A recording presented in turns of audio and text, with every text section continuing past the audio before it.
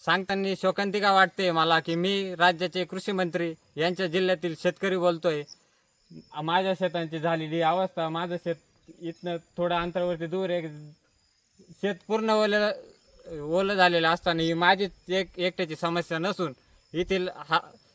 500 acre पंचक्रोशीतील शेतकऱ्यांची समस्या आहे की जिथे झालेल्या अतिपावसामुळे व शेतीच्या नापिकतेमुळे कुठलंही पीक उगवत नाही किंवा कुठल्याही प्रकारे पेरणी करू शकत नाही अशी परिस्थिती उपलब्ध झालेली आहे। आणि आपले राज्याचे कृषी मंत्री ज्यांना या गोष्टीचं कुठल्याही प्रकारे गांभीर्य नाही किंवा ते आपल्या संसद भवनामध्ये शेतकऱ्यांच्या समस्या सोडून जंगली रमीवरती त्यांचा खेळण्यात टाईम व्यस्त करत आहे। त्यामुळे मी असा निर्णय घेतला आहे की मी हे जे माझं सोयाबीन पेरणीसाठी जे बियाणं घेतलं होतं माझ्या क्षेत्रामध्ये, ते सोयाबीनचे बियाणासाठी जे पैसे लागले मला, मी ते बियाणं दुसऱ्या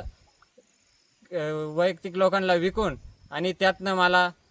आलेले जे काही 5,550 रुपये आहे ते मी माननीय कोकाटे साहेब यांना मनी ऑर्डरद्वारे पोस्टामधनं सेंड केले आहे। आणि मला एकच अपेक्षा आपल्या राज्याचे कृषी मंत्री यांच्याकडून आहे की त्यांनी याचं मी पाठवलेल्या पैशांचा एक रमीचा डाव खेळावा व त्यामधून मला पैसे मिळवून द्यावे, कारण माझ्याकडे आज कुठल्याही प्रकारचं उत्पन्नाचं साधन राहिलेलं नाही आहे। मनी ऑर्डरद्वारे पोस्टामधनं सेंड केले आहे आणि मला एकच अपेक्षा आपल्या राज्याचे कृषी मंत्री यांच्याकडून आहे की त्यांनी याचं मी पाठवलेल्या पैशांचा एक रमीचा डाव खेळावा व त्यामधून मला पैसे मिळवून द्यावे, कारण माझ्याकडे आज कुठल्याही प्रकारचं उत्पन्नाचं साधन राहिलेलं नाही आहे। मनी ऑर्डरद्वारे